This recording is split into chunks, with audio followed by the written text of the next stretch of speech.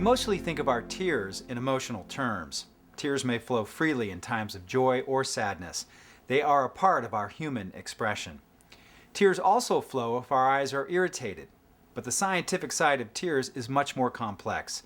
Tears lubricate our eyes and make it possible to see the world clearly. When you blink, a tear film spreads over the eye, making the surface smooth and clear.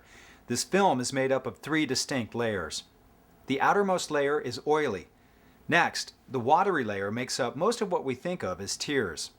Finally, a layer of mucus helps the watery layer spread evenly over the surface of the eye. Each of these 3 distinct layers is necessary in order for the tear film to adequately lubricate our eyes. When tears are doing their job, we hardly think of them. But if our eyes don't produce the correct quality or quantity of tears, we then begin to develop symptoms such as stinging, burning, scratchiness, irritation, itching, and even excessive tearing. In general, we call this condition dry eye, and it affects many people, particularly as they get older.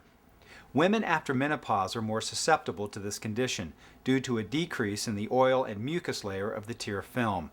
Some systemic or oral medications may also cause dry eye symptoms as a side effect. If you suspect you have dry eye, you should speak with your ophthalmologist.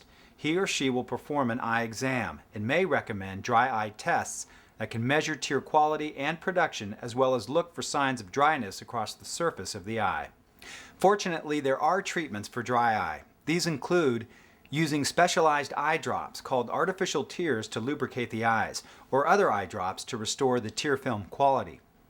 Conserving tears by closing small channels in the lids in order to prevent tears from draining into the nose.